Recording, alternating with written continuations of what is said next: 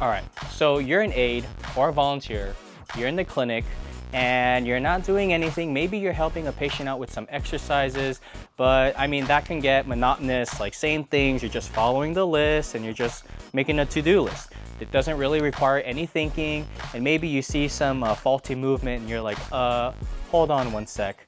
PT, hey, this patient is doing something wrong, and then the therapist will come by and then fix something.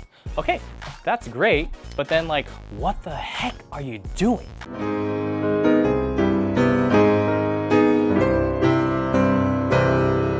Hey everyone, what is going on? My name is Justin Lee, fitness coach and third-year physical therapy student. Here you'll find videos on fitness, physical therapy, and lifestyle that helps inspire self-change.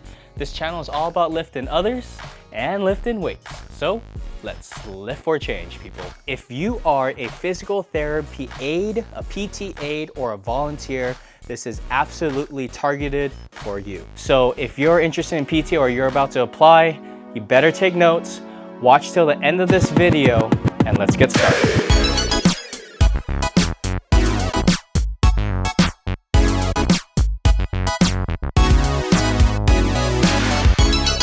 So first off, I just want to give a big shout out to Alpha Kenny and Joanne Wu for requesting this video. You guys are awesome. Thank you for speaking up and requesting this so that all the aides and volunteers and pre-physical therapy students can get value from this video.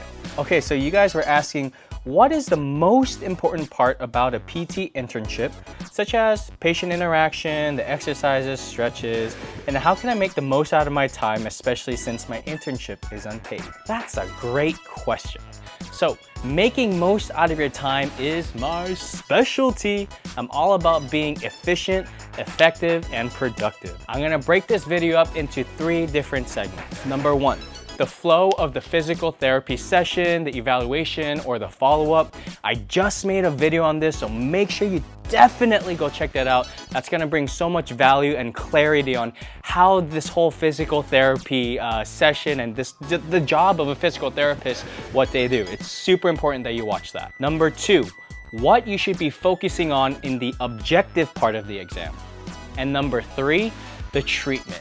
How is the physical therapist, what treatment are they doing, and how is that helping the patient? Okay, number 1, the flow of the physical therapy exam. Move on to number 2, what you should be paying attention in the objective part of the session. So when the PT is going through an objective exam, what I recommend you do as an aide is see what and write down what are they checking, what are they doing for treatment, which I'll go in the 3rd part of this video, and then what are they rechecking. So pay attention to that. They should always do a check, something, recheck. All right, so now let's move on to the 3rd part of this video, the treatment. What are they doing for treatment? Now there's many different types, techniques, and ways that a physical therapist will treat somebody, but here are some examples. So in this case, you have to realize physical therapists are very knowledgeable in the human body and how the physical part of the human body is, right?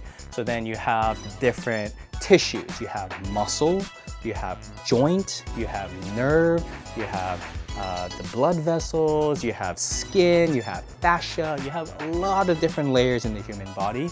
And physical therapists will try to manipulate or move or try to change something in the body that they suspect is the main cause. So for example, our shoulder patient who can only get to 90 degrees, the PT will go through the exam and evaluate and think, all right, is this a joint issue? Is this the glenohumeral joint issue? Or is this restricted by the tight muscles in the back of the arm, for example? So whatever they think, that's the thing that they are going to treat. So if they think it's a joint issue, then they're gonna mobilize the joint. If they think it's a muscle issue, then they're gonna stretch the muscle. 2 different tissues, joint and muscle. If they suspect it's something that's guarding or it's some kind of coordination issue, then they're gonna help you with coordination. So it's very layered and very robust. The human body is a robust kind of thing, right? And so asking some of these questions to a PT, I'm just warning you, they might feel a little bit like, ugh, you're an aide or volunteer, you haven't gone through PT school, so you don't really have a good understanding of the human body. So if you've taken anatomy and you kind of know like the different tissues of the body, then this will definitely help you a lot. So I would recommend you asking them what source tissue, ask them that, what source tissue are you trying to treat right now? And that's a good question to ask them, because when they're moving their arm or if they're working on something, they're working on one specific source tissue that they suspect is the problem. So in the treatment, they're gonna be working on that specific source tissue, and then they're gonna recheck it after.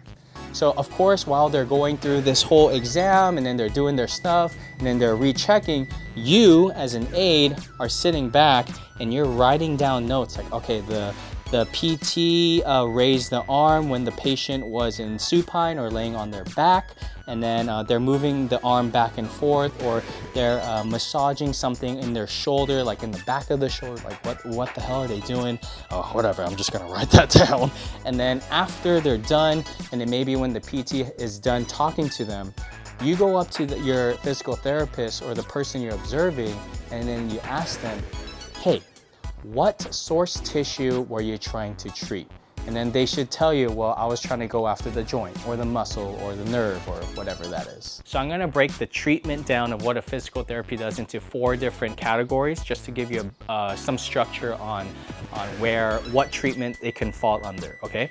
Number 1, it could be manual therapy. That means pretty much anytime the physical therapist is putting their hand on them and doing something, that's considered manual therapy, right? That can be in a form of STM, so soft tissue mobilization, or joint mobilization, or stretching them stretching their muscle, or mobilizing their nerve. That's considered manual therapy. Okay. Number 2, you have therapeutic exercise, so TheraX, aka they call it TheraX.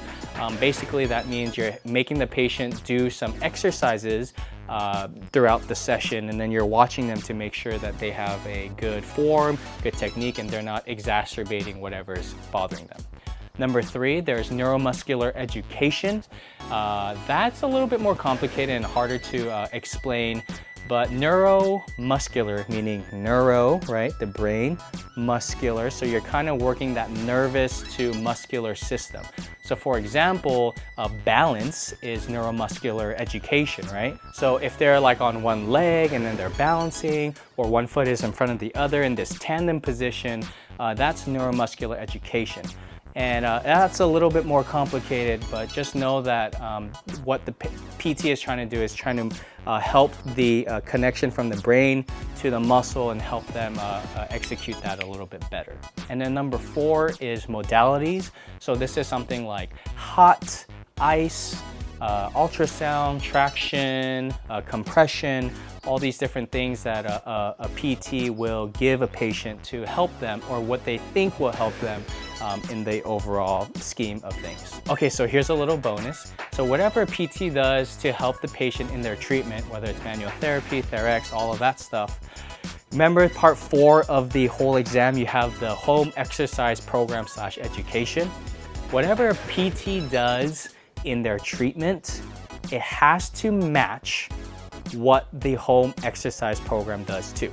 So for example, if the PT helped the patient get some range by moving their arm like this, then the home exercise program is going to help give the patient more range, right? In another example, if the treatment is to help give the patient some strength, then the home exercise program has to match that and give them strength as well. So this can come in different forms, shapes, different types of exercise. There's a lot of exercises that you can do to help the patient. But just know that your home exercise program has to match the treatment. Okay, here is one last bonus tip for you guys. I'm giving you guys so much information here. Okay, when the physical therapist starts educating the patient, like, all right, when you lift your arm, it hurts because of XYZ, or you're really lacking your range because XYZ, all of that stuff, whatever they're doing for their education part, that's when you have to really pay attention, because that's for you as an aide or a volunteer, that's where you will learn the most. And sometimes the questions that you're going to ask them, they're gonna answer that when they're educating the patient. So whenever they're talking to them and trying to explain what's going on, make sure you're paying attention to that specific part. Don't doze off and just kind of look out and stuff like that. And some of you as an aide, you're very busy, you're working with one patient, moving on to another, doing some paperwork, filing some papers, all that stuff.